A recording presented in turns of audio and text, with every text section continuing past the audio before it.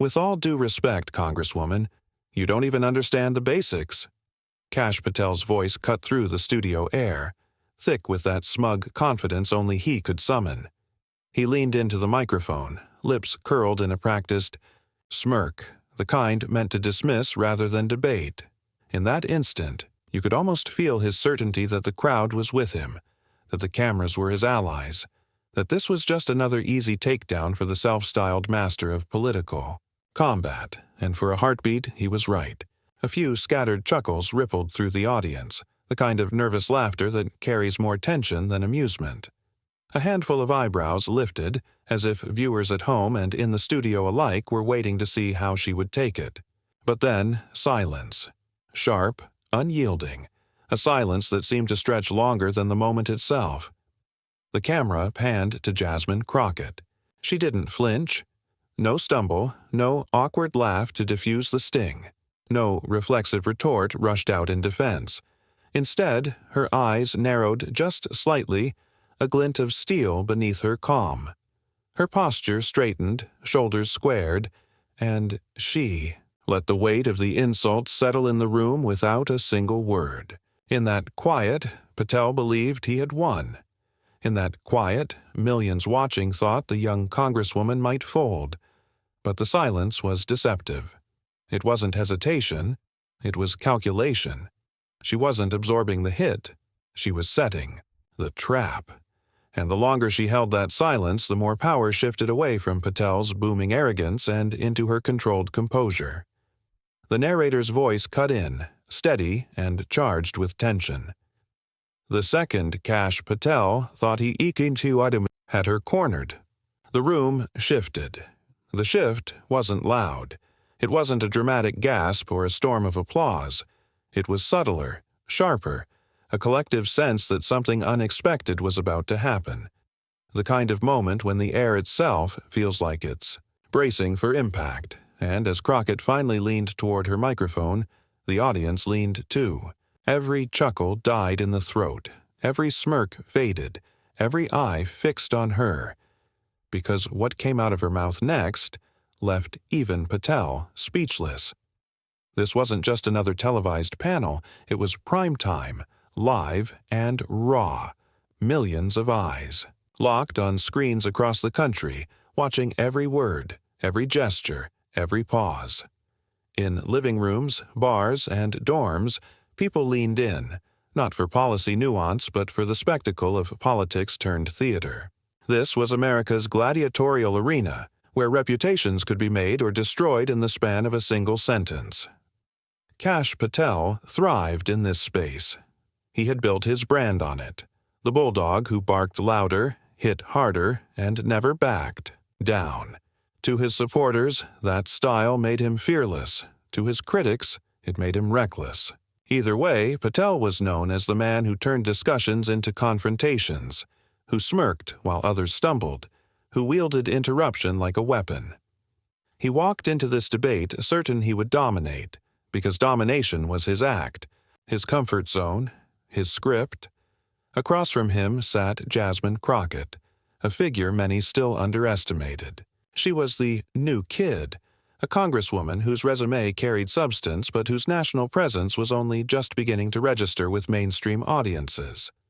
To Patel and those like him, she was supposed to be an easy foil, young, less experienced, someone to brush aside. The dynamic seemed almost pre-written, him, the seasoned aggressor, her, the untested rookie. Commentators and insiders whispered their expectations before the broadcast even began. Patel would come out swinging, Crockett would play defense, and the story would end there. On social media, predictions piled up. Patel would own the segment, as he so often had before. The audience in the studio reflected that anticipation, some leaning forward with a kind of eager curiosity, waiting for the moment Patel would land his blow. But something about the energy was different. Maybe it was the way Crockett's calm lingered in the silence after his opening jab. Maybe it was the subtle shift in the crowd, the tension that clung in the air after her steady gaze cut back at him. Or maybe it was the simple fact that millions, of Americans watching were hungry. Hungry for someone, anyone, to challenge the old rules of intimidation. Because the stakes here went beyond the two figures on stage. This was more than a clash of personalities. For viewers, it was about identity, respect, dignity, the idea that you didn't have to shout to be heard, that being underestimated could turn into an advantage. Patel represented an older brand of political theater, loud, brash, fueled by dominance. Crockett represented something newer, composed, unyielding, quietly fierce.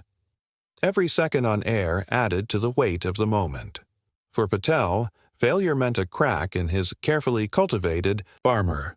For Crockett, success meant proving not only that she belonged, but that she could flip the entire script of what power looked like on live television. And as the cameras rolled, the crowd hushed, and millions at home leaned in, it became clear this wasn't just another debate. This was about to become a cultural moment. To understand the weight of that smirk on live television, you have to understand Kash Patel's journey. He wasn't just another talking head parachuted into a panel. He was a figure forged in the most combative corners of Washington, sharpened by years in the trenches of partisan warfare. Patel first rose to prominence during the Trump era, carving out a reputation as a relentless loyalist. He wasn't the type to sit quietly in the background. No, Patel learned quickly that in modern politics, noise is power. He made his name by storming through interviews, bulldozing over opponents, and weaving narratives with a confidence so unflinching that fact-checkers could barely keep pace. To Trump's inner circle, Patel was the pit bull, the one who could be sent out when the message needed teeth, when the performance needed bite. It worked. Time and again, Patel turned tense interviews into showcases of dominance. He would lean back in his chair, a smirk stretching across his face, and unleash a barrage of words designed less to persuade than to overwhelm. If his opponent raised a point, he'd cut them off mid-sentence, twisting the narrative before they could even breathe. His supporters cheered this as strength. His critics saw it as bullying. But whichever side you were on, one thing was clear. Patel thrived on intimidation. The smirk became his calling card. It was more than an expression. It was a tactic, a silent message to his opponents. You don't matter.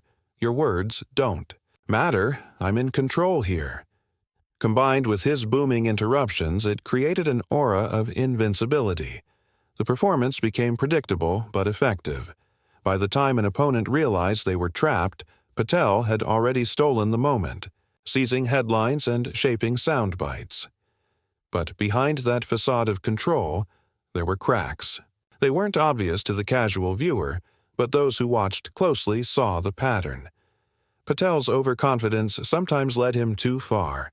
He would press so hard, interrupt so often, that his aggression tipped into caricature. On more than one occasion, his smug dismissals backfired, making him appear less like a serious statesman and more like a playground bully. In hearings and interviews, you could see the discomfort on the faces around him. Not awe, not respect, but irritation.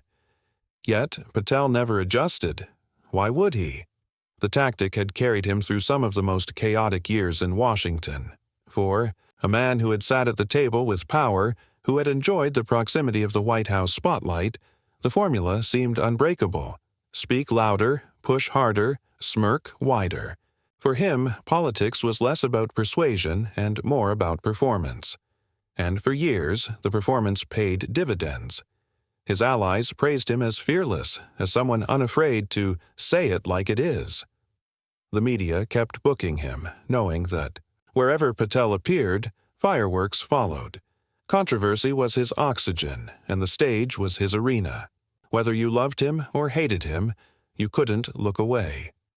But there's a danger in believing your own myth, in mistaking noise for victory, in assuming that because the tactic worked yesterday, it will always work tomorrow. Patel had grown, accustomed to opponents freezing under the pressure, fumbling their words, giving him exactly what he wanted, control of the room. What he hadn't faced, at least not often, was someone who refused to play by his script. Someone who didn't flinch at the smirk, didn't stumble under the interruptions, didn't cede the stage to his bluster. And that's where Jasmine Crockett came in. She wasn't there to be steamrolled. She wasn't intimidated by volume or dismissive gestures. Where Patel thrived on rattling his opponents, Crockett thrived on holding her ground. And in the high-stakes theater of live television, that difference would prove devastating. The narrator's voice slices through the flashback montage. Patel had made a career out of talking over people, but this time, that tactic would collapse on live TV. To understand why Jasmine Crockett didn't flinch in that studio, you have to rewind the story to where her fight began. Long before the cameras, long before Congress, Jasmine was forged in the kinds of battles that don't trend on social media, but carve steel into the soul. Born and raised in Dallas, Texas, she wasn't handed privilege or prestige. She built her path brick by brick, first through education, then through an unshakable sense of justice that pulled her into the law. For Crockett, the courtroom became her first battlefield. As a civil rights and criminal defense attorney, she stood between ordinary people and a system that often seemed rigged against them. Clients walked into her office terrified, marginalized, unsure of who would believe them. Jasmine believed them. She believed when no one else would. But being a black woman in a field dominated by men meant she was underestimated from day one. Colleagues wrote her off. Opponents thought they could intimidate her. Judges looked at her youth and assumed she lacked experience. Over and over, people sized her up and thought they had her figured out. Over and over, she proved them wrong. The grit came not just from the work, but from the way she carried herself in hostile spaces. In court, she learned that raising your voice doesn't always win a case. Controlling the room does. Where others shouted, she sharpened her words. Where others relied on theatrics, she relied on precision. Every time she won a case against the odds, it reinforced something deep within her. That dignity outlasts arrogance and substance cuts deeper than noise. That same resilience carried her into politics. Running for office wasn't supposed to be easy, especially not for someone like her who didn't fit the traditional mold of who belongs in Congress. The establishment doubted her. Critics dismissed her as too bold, too outspoken, too unpolished. But when she stepped onto the campaign trail, she connected with people who saw themselves in her story, people who knew what it meant to be overlooked, doubted, and pushed aside. Her grassroots rise wasn't polished or scripted, it was real, and real resonates. When Jasmine Crockett finally won her seat in Congress, it wasn't just a personal victory. It was symbolic, a message to every person who had been told you can't, that in fact you can.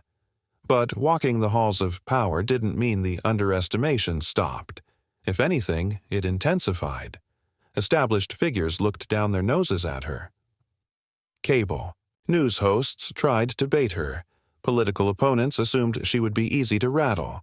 Each time she met them with the same formula she'd perfected long before. Stay calm, stay sharp, and strike when it matters. This is what makes her dangerous to people like Kash Patel. He operates on chaos. She thrives on composure. He wants opponents to break under the pressure of his voice. She waits for the exact moment to flip the script. Every insult, every interruption, every smirk Patel had weaponized against others was exactly the kind of behavior Crockett had been navigating for years. And when she sat across from him in that studio, with millions watching, she carried more than just her own story. She carried the weight of every woman told to be quiet, every young leader dismissed as inexperienced, every immigrant family who knew what it meant to be underestimated. She was more than a politician. She was a symbol of resistance to the old order of dominance. The irony was that Patel thought he was playing his strongest hand. He believed that talking over her would put her on defense, that the smirk would tilt the stage in his favor. What he didn't realize was that Crockett had been preparing for men like him her entire life. Every courtroom dismissal, every political slight, every uphill battle had been training for this exact moment, and so, as she narrowed her eyes in that studio, waiting to deliver her response, she wasn't just reacting. She was executing the strategy of a lifetime built on grit, patience, and precision.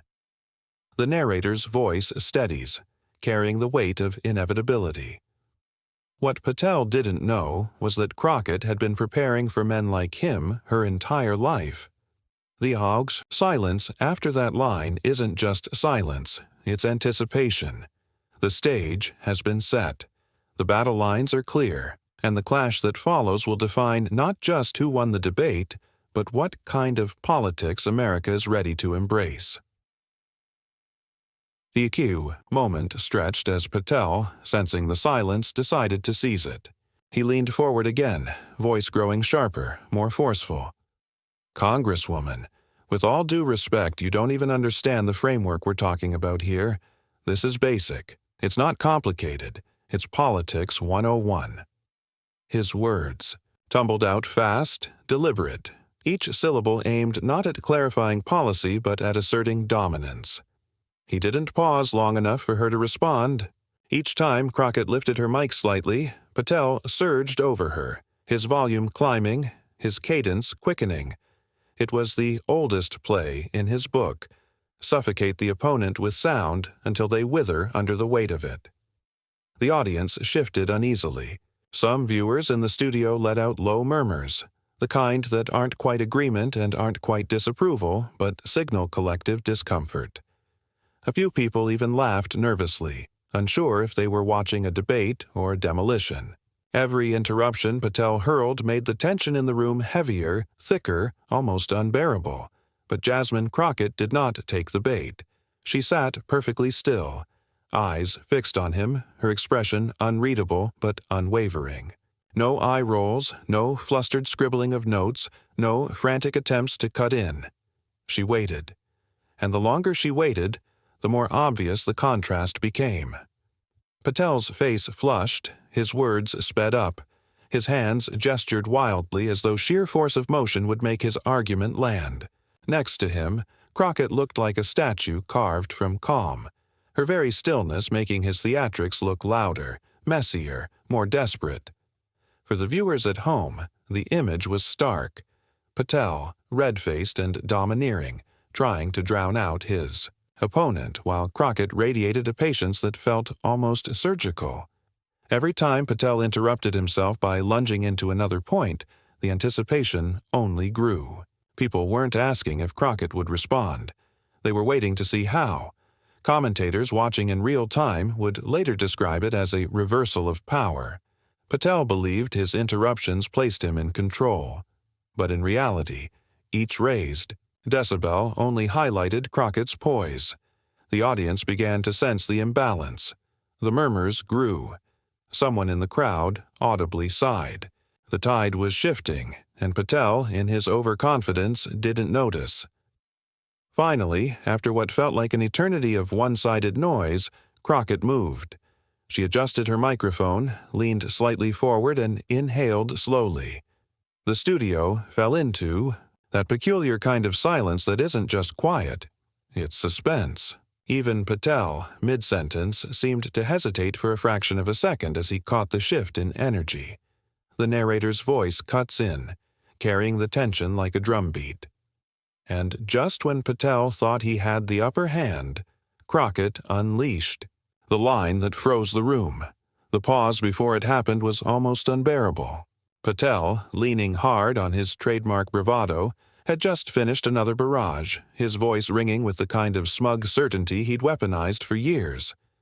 He sat back, smirk still plastered across his face, convinced he had drowned her out, convinced the room belonged to him, and then Jasmine Crockett leaned in. Calm, steady, unhurried. Her voice didn't rise to match his. It lowered, controlled, deliberate, the way a seasoned litigator corners a witness. "Mr. Patel," she said, her tone sharp enough to slice through the fog of his interruptions. If arrogance were expertise, you might finally know what you're talking about. For a split second, silence reigned. Patel's grin faltered, just slightly. His eyes flickered, the smug certainty cracking like a porcelain mask.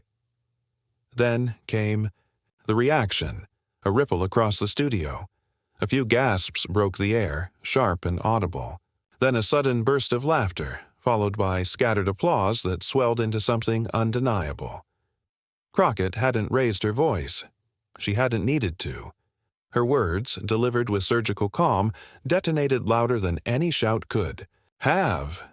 The moderator blinked, eyes widening as if even he couldn't believe what had just been said on live television. He looked between Patel and Crockett, caught in the same stunned disbelief as the audience. Patel tried to recover. He opened, his mouth searching for the quick comeback, the cutting retort that had always been his shield. But the timing was off. The rhythm shattered. Instead of words rolling smoothly from his tongue, there was a stumble. That's not serious policy," he muttered, his voice wobbling just enough for the weakness to show. The crowd heard it. They saw it. A man who had thrived on steamrolling was suddenly on the back foot, scrambling for ground. Crockett didn't press forward immediately. She let the moment breathe. She leaned back in her chair, eyes locked on Patel, expression calm but unrelenting. That silence was her weapon now, the way it had been all along. Each second she let him squirm was another second the audience saw, the imbalance for what it was. One person in command, the other unraveling. And then she delivered the finishing strike. "You see," she said, her voice still cool, almost conversational, "you keep talking over me because you think volume equals victory. But facts don't get louder just because you shout them." "Wrong!" The audience erupted. This time the applause wasn't scattered. It was sustained.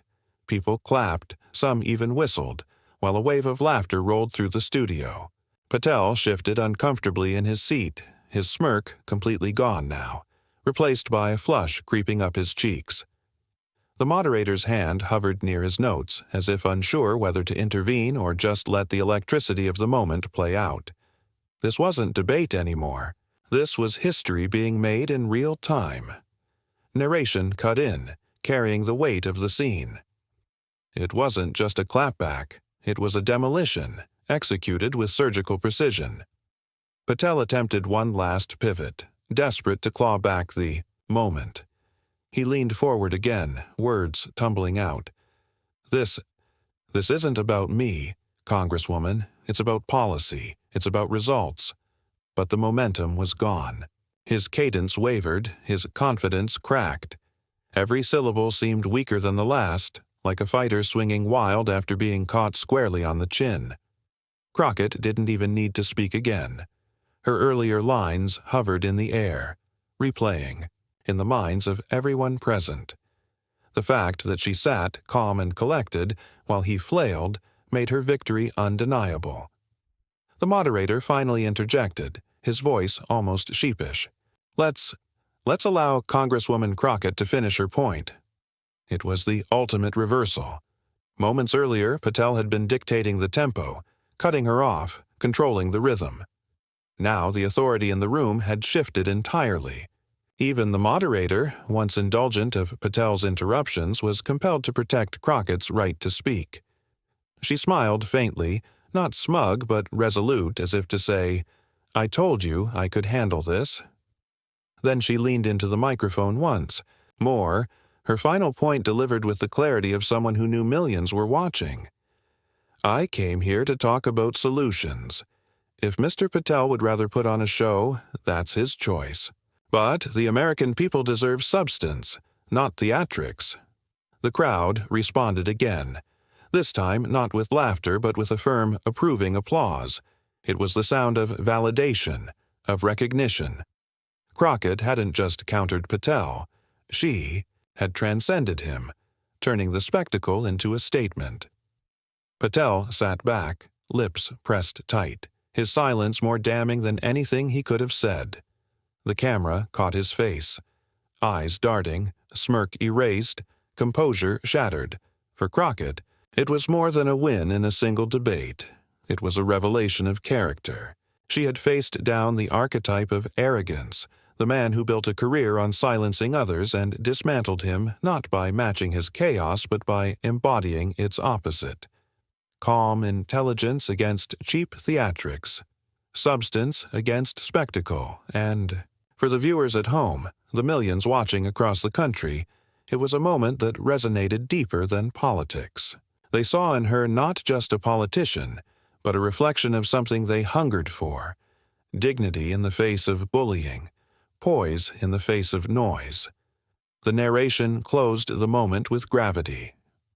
In that instant, Patel's years of bluster collapsed, under the weight of one truth: some battles can't be won with volume. They can only be lost against someone who refuses to be moved. The studio still hummed with the energy of what had just unfolded. Commentators would later call it a turning point, a cultural flashpoint, the kind of exchange that lived far beyond the broadcast. But in the moment itself, all that mattered was the look on Patel's face, the sound of the crowd, and the unshakable calm of Jasmine Crockett, who had just carved her name into political folklore with one devastating line. And the world knew this was only the beginning. The cameras might have stopped rolling, but the story was only just beginning. Within minutes of the broadcast ending, clips of Crockett's devastating counterattack began to ripple across social media like a shockwave. The moment her calm, razor-sharp words landed against Patel's bluster was clipped, shared, subtitled, and remixed.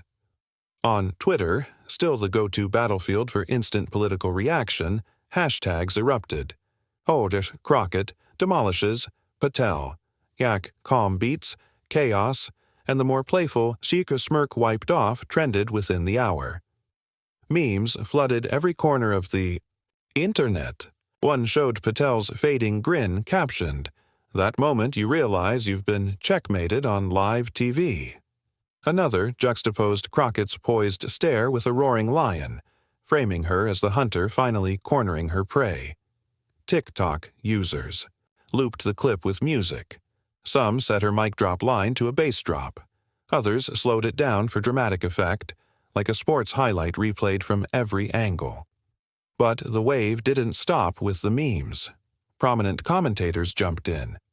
MSNBC analysts replayed the moment on a loop, marveling at how Crockett had managed to dismantle Patel without ever raising her voice.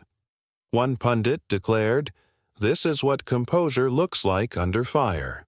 Crockett just wrote the textbook on handling political bullies. Celebrities joined the chorus. Kerry Washington tweeted, "Jasmine Crockett is the definition of grace under pressure." Mark Ruffalo posted the clip with the caption, "This is how you deal with gaslighting in real time. Facts, calm, and precision." Even musicians chimed. In Questlove shared the video on Instagram with a single word: "Chef's kiss." Meanwhile, Patel was not spared. His stumble, his faltering comeback, his flushed cheeks, they all became fodder for ridicule. Late-night hosts pounced immediately. On The Daily Show, the host played Patel's awkward stammer, then cut to a canned sound effect of a car crashing. The audience roared with laughter. One viral TikTok dubbed Patel's stuttering over the audio of a buffering YouTube video. The internet had chosen its villain, and it was merciless. Narration framed it with clarity. Within hours, the internet had crowned a winner, and it wasn't even close. Political strategists also weighed in, noting the cultural weight of the moment. Patel had long been seen as an aggressive insider, someone untouchable in the partisan mud wrestling arena. But Crockett had punctured that image, not with equal aggression, but with something rarer: poise. CNN analysts called it a cultural pivot point, likening it to those few iconic debate moments in American history that live on far beyond the campaigns that spawned them. In immigrant communities, the resonance was even sharper. Social media, Accounts run by grassroots groups began celebrating Crockett as an emblem of resistance against condescension, someone who embodied the strength to push back without losing dignity. Posts in Spanish, Urdu, and Tagalog circulated the clip with captions like, "This is how you stand your ground with power." For many, it was more than a political highlight. It was a story of identity, of representation, of not being silenced. But perhaps the most telling reaction came from younger audiences. On TikTok and Instagram Reels, teenagers and 20-somethings flooded comment sections with fire emojis, crown emojis, and declarations like, "This is the energy we need in politics." Some even changed their profile pictures to still shots of Crockett's mic drop line, turning her into a symbol in real time. For Patel, the fallout was brutal. Conservative allies tried to spin it, claiming the audience had been biased, that Crockett had rehearsed her line, but the excuses only made the ridicule sharper. Every attempt at damage control was drowned out by another wave of shares, memes, and viral edits replaying his collapse. What had once been his weapon, his ability to dominate the stage, had been turned against him, preserved in digital amber as proof of his unraveling. Narration underscored the inevitability of it all. Once the clip hit the feeds, Patel's fate was sealed. He wasn't just defeated in the room, he was defeated in the culture. Cable news shows dedicated entire segments to the viral fallout. One anchor observed, "We've reached a moment where political theater doesn't just end on stage. It gets judged, dissected, and immortalized online." Crockett didn't just win a debate, she won the internet. And as the day turned into night, one thing was undeniable. Jasmine Crockett had crossed over. She wasn't just a congresswoman anymore, she was a cultural figure, a name attached to a viral moment that spoke louder than campaign ads or stump speeches ever could. Her words were clipped, captioned, turned into T-shirts within 24 hours. The world had taken notice. And Patel, for once, had no comeback. When the dust settled, when the hashtag slowed, and when the last memes had been posted, something larger began to emerge. This moment wasn't really about two people sparring on a stage. It wasn't about Patel's smirk or Crockett's one-liner. It was about something more enduring, the way arrogance collapses in the face of calm truth, the way bluster always burns out faster than dignity. For years, audiences have been conditioned to believe that the loudest voice wins. In politics, in media, in our daily lives, the bullies and interrupters often dominate the stage by sheer force of volume. Kash Patel walked into that debate believing he could do what he had always done: overwhelm, intimidate, sneer his way into control. And for a moment, he had the room leaning his way. The chuckles, the raised eyebrows, the expectation that he would steamroll his opponent. It was all part of the script he'd written for himself, but Crockett refused to play that script. She didn't try to outshout him, didn't meet fire with fire. Instead, she leaned into something deeper: composure. With one line, delivered without a raised voice, she demonstrated a truth that millions felt reverberating through the screen. Power doesn't come from noise, it comes from clarity. Strength isn't about drowning others out, it's about being so undeniable that silence becomes your ally. That's why the clip spread so quickly. People weren't just laughing at Patel, they were celebrating Crockett's restraint, her refusal to be baited into chaos. In her calm, viewers saw themselves. The student dismissed by a teacher, the employee interrupted by a boss, the immigrant spoken over at a meeting, the woman told she doesn't belong in the room. For everyone who has been underestimated, interrupted, or mocked, Crockett's response was a kind of vindication. Narration framed it best. In a world full of shouting, the quietest voice often carries the loudest truth. This is why the moment transcended politics. It wasn't about left or right, Democrat or Republican. It was about dignity standing up against ego, and it reminded millions that dignity isn't passive. It's powerful. It doesn't mean rolling over or staying silent. It means choosing your moment, standing your ground, and speaking in a way that cannot be ignored. There's a lesson here for anyone watching. In an age where debates, arguments, and even friendships are so often defined by who can shout the longest, Crockett modeled a different path. She showed that patience can be strategic, that silence can be disarming, and that timing, when wielded with purpose, is more devastating than any insult. And so, the cultural impact of that debate lives on, not just because Patel was embarrassed, but because Crockett illuminated a way forward. She reminded us that arrogance always carries the seed of its own undoing. When someone believes they're untouchable, they stop listening, stop preparing, stop respecting their opponent. Patel's smirk was the symbol of that arrogance. Crockett's answer was the proof that arrogance can be shattered with precision. The moral is clear. True strength doesn't roar. It resonates. It doesn't need to dominate the airwaves because it commands respect in the quiet aftermath. Crockett didn't win by being the loudest person on stage. She won by being the clearest, the sharpest, and the calmest. And that is a lesson that will outlast any trending hashtag. Because long after the clip stops circulating, people will remember how it felt to watch someone keep their composure while being attacked. They will remember the satisfaction of seeing arrogance stumble. They will remember that dignity can triumph even in the noisiest room, and perhaps most importantly, they will carry that lesson into their own lives, into boardrooms, classrooms, family arguments, and everyday confrontations. Crockett's mic drop wasn't just a viral moment, it was a mirror, a reminder that the rest of us can choose the same path.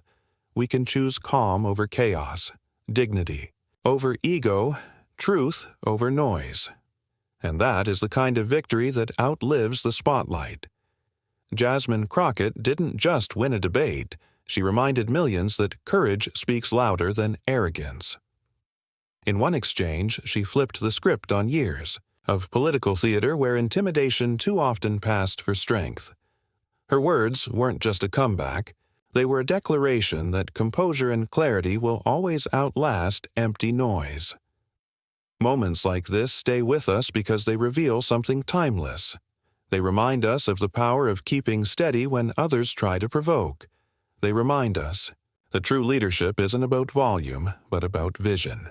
And they remind us that even in the most hostile spaces, truth has a way of cutting through. But here's the thing. This isn't just Crockett's story. It's all of ours. Each of us faces moments where we're talked over, underestimated, or dismissed. And each of us has the chance to respond with the same mix of grit and grace she displayed that night. So now, the question comes to you. What did you think of Crockett's comeback? Did it inspire you? Would you have handled Patel's attack the same way, or differently? We want to hear your voice. Drop your thoughts in the comments below. Share this story with someone who needs a reminder that arrogance can be beaten. And if you believe in amplifying voices like Crockett's, voices that stand for dignity, truth, and courage, then hit that subscribe button and join us. Because this isn't just about one viral clip. It's about building a community that values strength without cruelty, composure without compromise, courage without arrogance, and together, we can make sure that the quietest truths keep echoing louder than the noisiest lies.